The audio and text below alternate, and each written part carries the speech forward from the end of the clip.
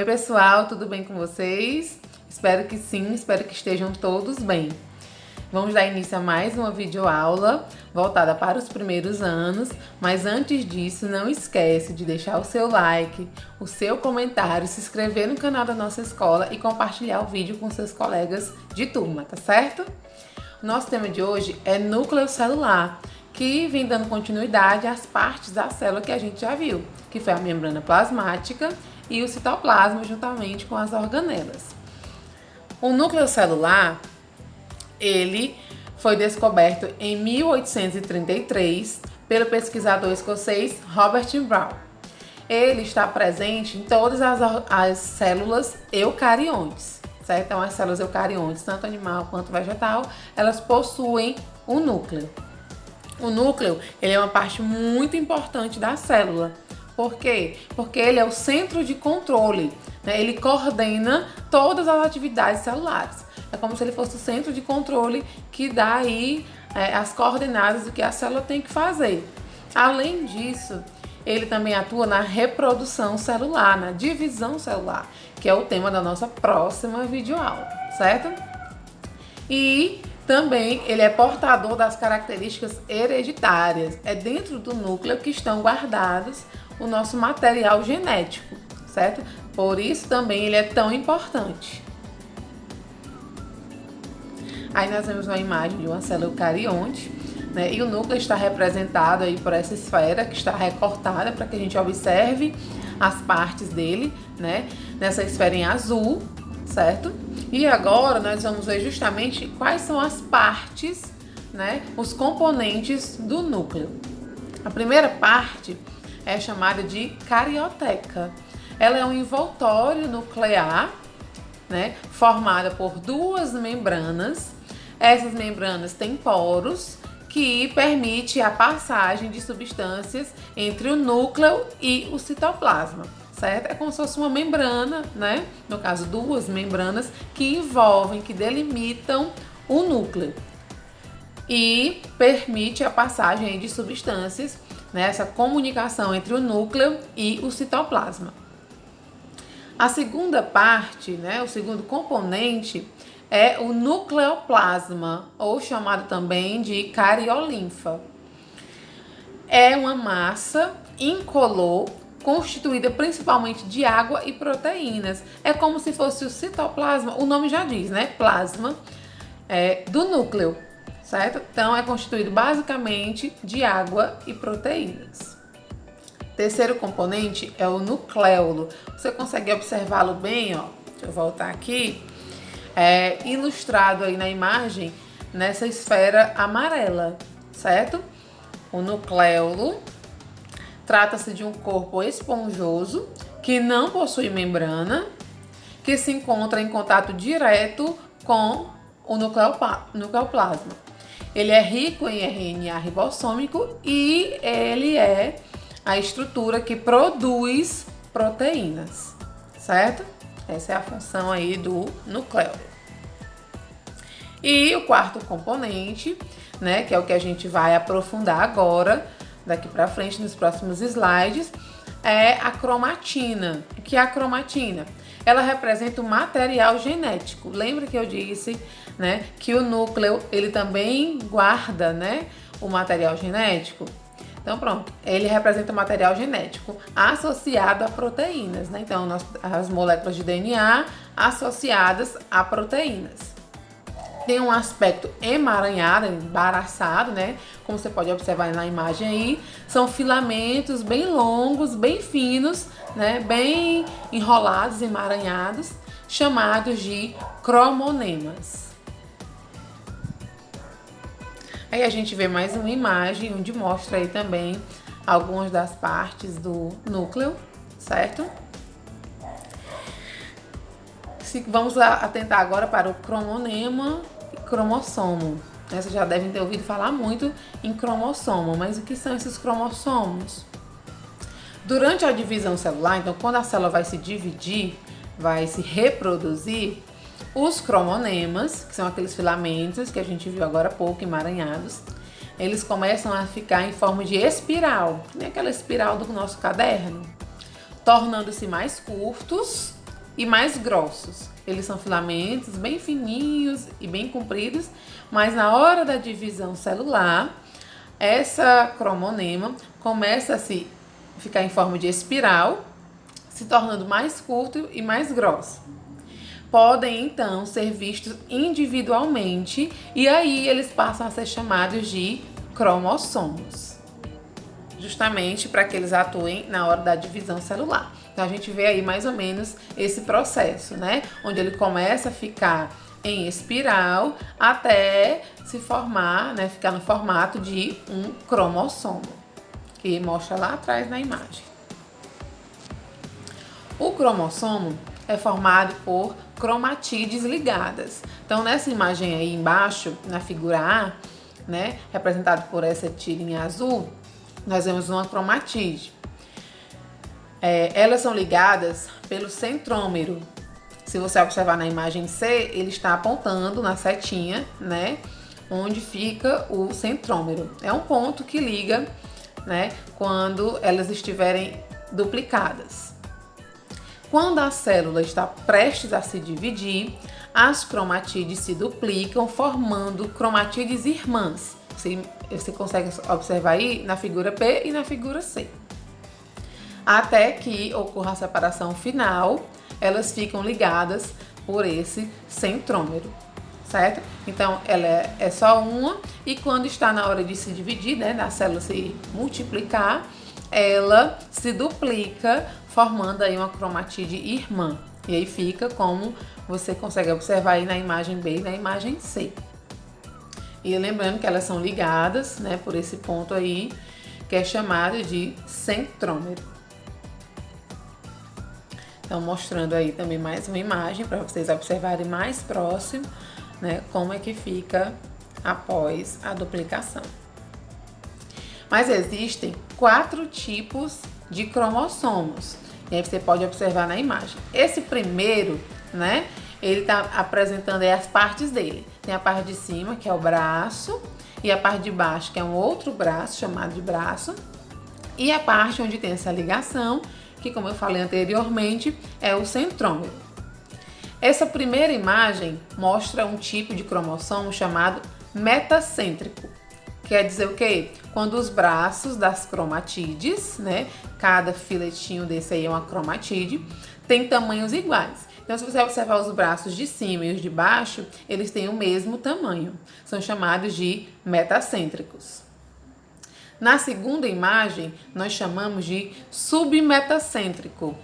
Os braços têm tamanhos diferentes. Então, se a gente fosse medir os braços de cima com os de baixo, a gente percebe que os de baixo eles são bem maiores do que os de cima. A terceira imagem é o acrocêntrico. Os braços das cromatídeos de uma das extremidades são bem curtos, né? Você também consegue observar na imagem. E o último, o telocêntrico, o centrômero se localiza em uma das extremidades. Então, aquela ligação que geralmente vem no meio, como está mostrando no primeiro cromossomo, essa ligação, que é chamada de centrômero, vem em uma das extremidades, ou na extremidade de cima ou na de baixo. No caso aí, ele está mostrando aí essa ligação bem na ponta de cima, certo? Esses são os 4 tipos de cromossomos. Sheila, a gente está falando muito de cromossomo e o que é que eles fazem e qual é a função deles. Os cromossomos, eles trazem, né, as nossas informações genéticas, né? Os cromossomos é o material genético que vem e que a gente recebe vinda do nosso pai e da nossa mãe. Por isso a gente recebe características de ambos, né? Então essas características são trazidas e são mostradas através aí dos cromossomos. Cada espécie, né, de ser vivo tem uma quantidade de cromossomos diferentes. Então, nessa tabela aí ele mostra algumas, como por exemplo, a espécie humana tem 46 cromossomos, então nós temos 46 cromossomos normalmente. Podem haver algumas alterações que podem acarretar em algumas outras situações que a gente vai ver mais pra frente. O milho, apresenta 20 cromossomos, a ervilha, 14 cromossomos, né? O tatu, por exemplo, 64 cromossomos. O cavalo também 64 cromossomos e assim vai. Cada ser vivo tem uma quantidade de cromossomos diferenciada. Nas células somáticas humanas, encontramos 23 pares de cromossomos. Como assim, Sheila disse que era 46? Isso, são 46 cromossomos na espécie humana. Porém, eles vêm em pares. Por que em pares? Justamente porque a gente recebe um da nossa mãe e um do nosso pai. Eles se juntam e formam um par. Então, se são 46, vai dar um total de 23 pares de cromossomos. Desses 23 pares, né, 22 deles são semelhantes tanto no homem quanto na mulher, certo? Somente o par final, né, que vem representado nas imagens que vocês vão ver já já, que é o par de cromossomos sexuais, é que difere. Como? No sexo feminino, ele vem representado pela letra X duas vezes, então é XX. Já no sexo masculino, ele vem representado pela letra X e pela letra Y. Então, se você vê, né, uma imagem lá mostrando os cromossomos da espécie humana e ele pede para você identificar se é do sexo masculino ou feminino, você observa. Se vier XX, é do sexo feminino. Se vier X e Y, é do sexo masculino.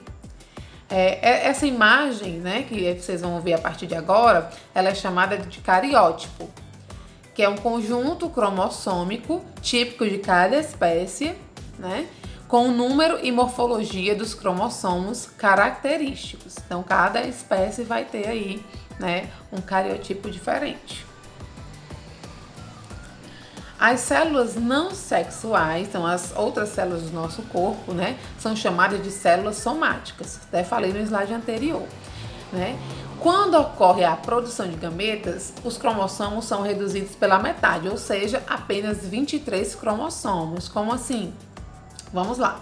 Nas células somáticas, que são as células do nosso corpo, né, tirando as células sexuais, as células gaméticas, elas possuem 46 cromossomos, como eu já havia dito antes. Então, as células somáticas, elas são chamadas de diploide. Ela vem numa característicazinha chamada de 2N, né? Então, se você ver lá assim, a célula é 2N, significa que ela é diploide. Significa dizer que ela tem 46 cromossomos. Porém, as células sexuais, tanto masculina quanto feminina, elas possuem apenas 23 cromossomos e elas são chamadas assim de haploide, representadas apenas pela letra N.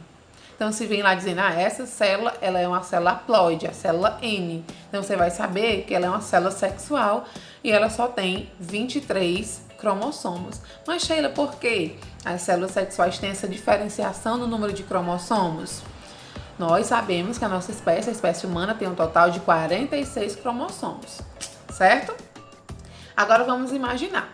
Nós sabemos também que nós recebemos, né, as características do nosso pai e da nossa mãe, né? Então, a célula masculina, a reprodutora masculina e a feminina, ao se juntar, se cada uma delas tivesse 46 cromossomos, se viesse 46 da célula masculina com mais 46 da célula feminina e se juntasse, esse novo ser ele ia ter um total de 92 cromossomos, né? Então, a conta aí não ia bater. Então, a célula masculina, a reprodutora masculina, tem a metade, tem 23 cromossomos. E a célula reprodutora feminina também tem 23. Após a união, ela contabiliza, aí sim, 46 cromossomos, certo? Essa imagem aí é mostrando um cariotipo humano, né? Que é mostrando aí como são os pares, né? Os nossos 46 cromossomos, dando um total de 23 pares de cromossomos. Nessa imagem vocês conseguem observar melhor. Então eu tenho aí, ó, o par número 1, quer dizer que eu recebi um cromossomo desse da minha mãe e um do meu pai. No par 2, 3 e 4, assim em todos. Inclusive no par 23. Nesse caso aí, você pode observar que é representando um um homem, né? Por quê? Porque tem o X e tem o Y. Ele recebeu o X, nesse caso aí da mãe dele, né? Porque a mulher libera sempre o X, porque ela é XX. E o Y ele recebeu do pai. Por quê? Porque o pai tem X e Y. Então, nesse caso, foi liberado o Y.